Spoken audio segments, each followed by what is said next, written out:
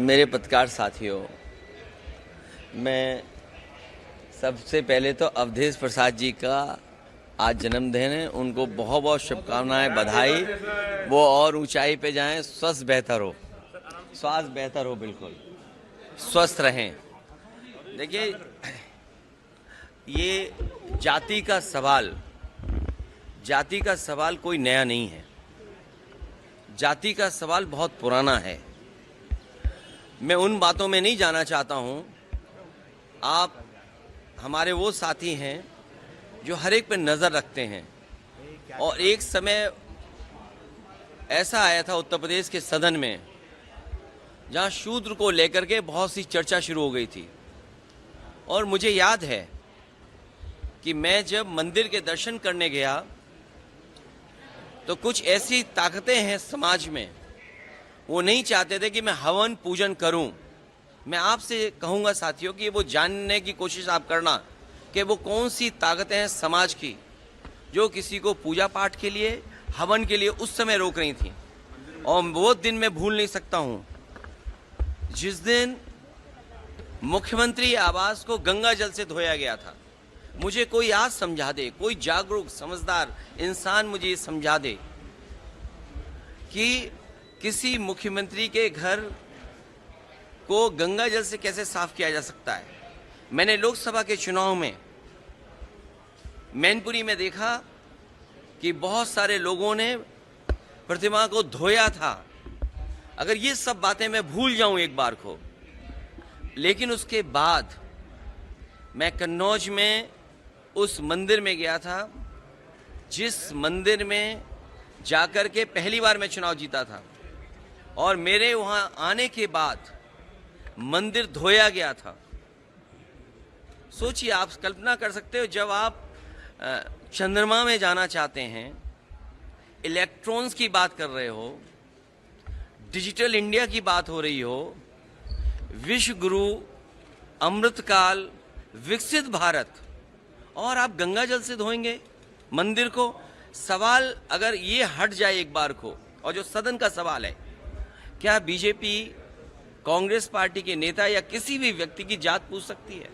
हम और आप लोग कभी व्यवहारिक मजाक करते हैं तो उसमें चलो एक बार को कोई बात मजाक में चली जाए, लेकिन सदन में जो शब्द का इस्तेमाल हुआ था, मुझे तो ये लगता है अनुराग ठाकुर जी को कहा गया है कि 99 बार गाली खा करके आओ आप सदन में, तब आप मंत्री बनोगे। और जाति का सवाल जिसको जानना है, बाबा साहब भीमराव अम्बेडकर जी की किताब एनिमिलेशन ऑफ कास्ट जरूर पढ़नी चाहिए।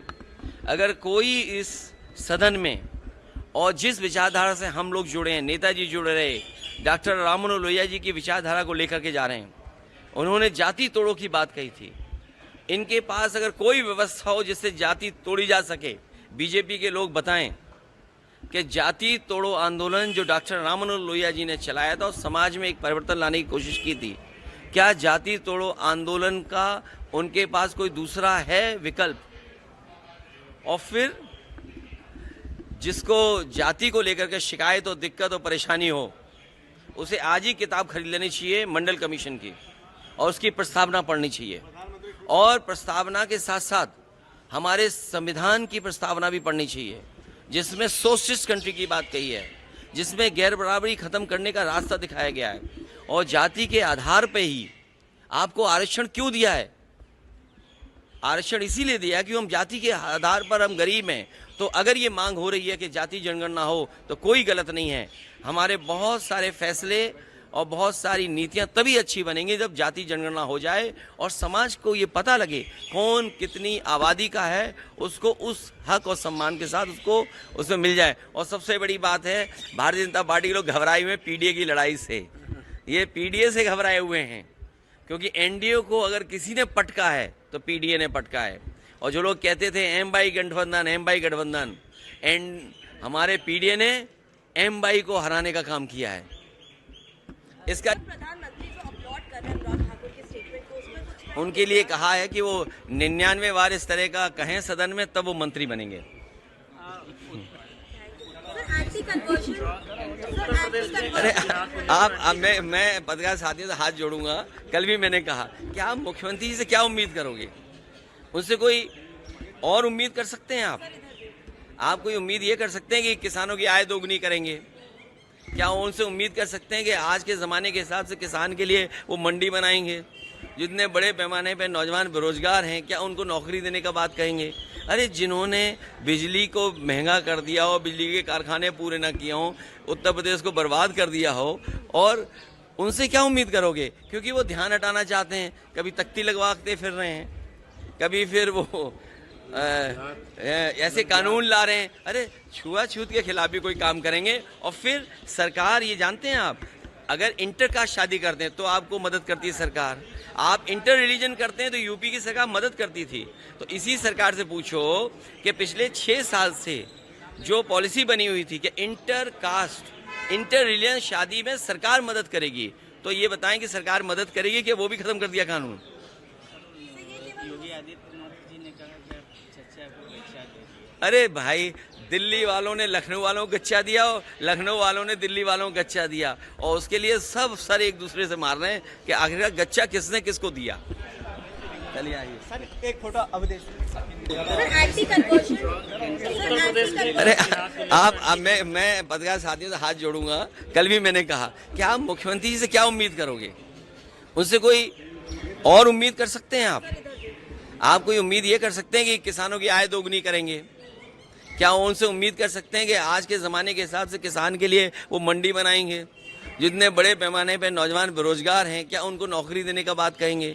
अरे जिन्होंने बिजली को महंगा कर दिया हो, बिजली के कारखाने पूरे ना किए हों, उत्तर प्रदेश को बर्बाद कर दिया हो, और उनसे क्या उम्मीद करोगे? क्योंकि वो ध्यान हटाना चाहते हैं, कभी तख्ती लगवाते फिर रहे हैं, कभी फिर वो ऐसे कानून ला रहे हैं। अरे छुआछूत के खिलाफ भी कोई काम करेंगे। और फिर सरकार, ये जानते हैं आप, अगर इंटर कास्ट शादी करते हैं तो आपको मदद करती है सरकार। आप इंटर रिलीजन करते हैं तो यूपी की सरकार मदद करती थी। तो इसी सरकार से पूछो कि पिछले 6 साल से जो पॉलिसी बनी हुई थी कि इंटर कास्ट इंटर रिलीजन शादी में सरकार मदद करेगी, तो ये बताएं कि सरकार मदद करेगी कि वो भी खत्म कर दिया कानून? योगी आदित्यनाथ जी ने कहा कि चर्चा को गच्चा दे दिया। अरे भाई, दिल्ली वालों ने लखनऊ वालों को गच्चा दिया और लखनऊ वालों ने दिल्ली वालों को गच्चा दिया, और उसके लिए सब सर एक दूसरे से मार रहे हैं कि आखिरकार गच्चा किसने किसको दिया। चलिए आइए सर, एक फोटो अवधेश। किन के साथ? अरे आइए आइए, इधर आइए, इधर आए, इधर आए।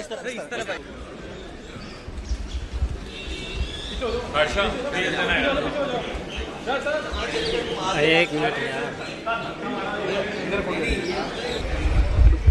और बताइए, इतनी गर्मी में तुम लोग, अरे क्यों? क्या हुआ? कैसे देखते हैं आप? सर नहीं एक सेकंड भाई, प्रधानमंत्री ने अनुराग ठाकुर की स्पीच को एंडोर्स किया है कल, और कहा कि बहुत अच्छी स्पीच है। हाँ, और कहा सबको सुनना चाहिए।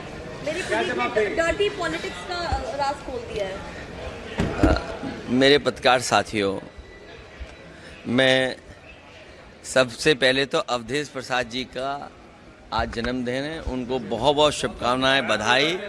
वो और ऊंचाई पे जाएं, स्वास्थ्य बेहतर हो, बिल्कुल स्वस्थ रहें। देखिए, ये जाति का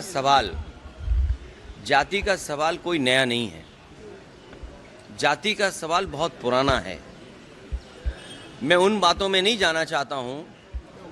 आप हमारे वो साथी हैं जो हर एक पे नज़र रखते हैं, और एक समय ऐसा आया था उत्तर प्रदेश के सदन में जहां शूद्र को लेकर के बहुत सी चर्चा शुरू हो गई थी। और मुझे याद है कि मैं जब मंदिर के दर्शन करने गया तो कुछ ऐसी ताकतें हैं समाज में, वो नहीं चाहते थे कि मैं हवन पूजन करूं।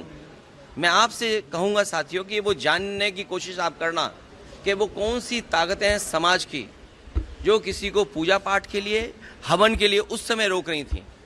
और वो दिन मैं भूल नहीं सकता हूं जिस दिन मुख्यमंत्री आवास को गंगा जल से धोया गया था। मुझे कोई आज समझा दे, कोई जागरूक समझदार इंसान मुझे ये समझा दे कि किसी मुख्यमंत्री के घर को गंगा जल से कैसे साफ किया जा सकता है।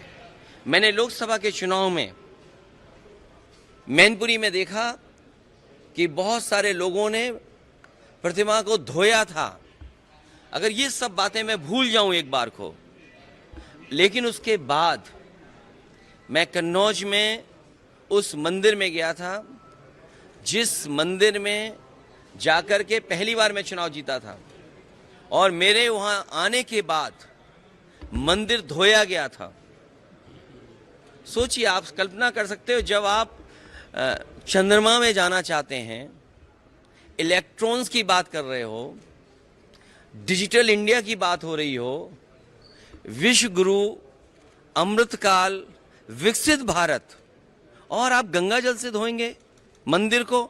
सवाल अगर ये हट जाए एक बार को, और जो सदन का सवाल है, क्या बीजेपी, कांग्रेस पार्टी के नेता या किसी भी व्यक्ति की जात पूछ सकती है? हम और आप लोग कभी व्यवहारिक मजाक करते हैं तो उसमें चलो एक बार को कोई बात मजाक में चली जाए, लेकिन सदन में जो शब्द का इस्तेमाल हुआ था, मुझे तो ये लगता है अनुराग ठाकुर जी को कहा गया है कि 99 बार गाली खा करके आओ आप सदन में, तब आप मंत्री बनोगे।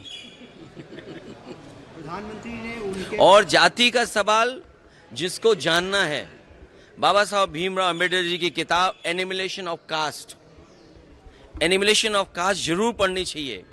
अगर कोई इस सदन में, और जिस विचारधारा से हम लोग जुड़े हैं, नेताजी जुड़े रहे, डॉक्टर राममनोहर लोहिया जी की विचारधारा को लेकर के जा रहे हैं, उन्होंने जाति तोड़ो की बात कही थी।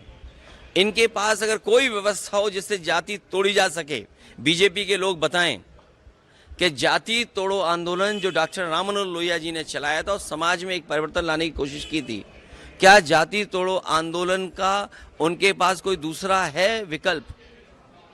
और फिर जिसको जाति को लेकर के शिकायत और दिक्कत और परेशानी हो, उसे आज ही किताब खरीद लेनी चाहिए मंडल कमीशन की, और उसकी प्रस्तावना पढ़नी चाहिए, और प्रस्तावना के साथ साथ हमारे संविधान की प्रस्तावना भी पढ़नी चाहिए, जिसमें सोशलिस्ट कंट्री की बात कही है, जिसमें गैर बराबरी खत्म करने का रास्ता दिखाया गया है। और जाति के आधार पे ही आपको आरक्षण क्यों दिया है? आरक्षण इसीलिए दिया कि हम जाति के आधार पर हम गरीब हैं। तो अगर ये मांग हो रही है कि जाति जनगणना हो तो कोई गलत नहीं है। हमारे बहुत सारे फैसले और बहुत सारी नीतियां तभी अच्छी बनेंगी जब जाति जनगणना हो जाए और समाज को ये पता लगे कौन कितनी आबादी का है, उसको उस हक और सम्मान के साथ उसको उसमें मिल जाए। और सबसे बड़ी बात है, भारतीय जनता पार्टी के लोग घबराए हुए पीडीए की लड़ाई से। ये पीडीए से घबराए हुए हैं, क्योंकि एनडीए को अगर किसी ने पटका है तो पीडीए ने पटका है। और जो लोग कहते थे एम बाई गठबंधन, एम बाई गठबंधन, एंड हमारे पीडीए ने एम बाई को हराने का काम किया है। इसका जवाब उनके पास नहीं है। सर, प्रधानमंत्री जो अपलॉड कर रहे हैं अनुराग ठाकुर के स्टेटमेंट को, उस पर कुछ उनके लिए कहा है कि वो 99 बार इस तरह का कहें सदन में, तब वो मंत्री बनेंगे।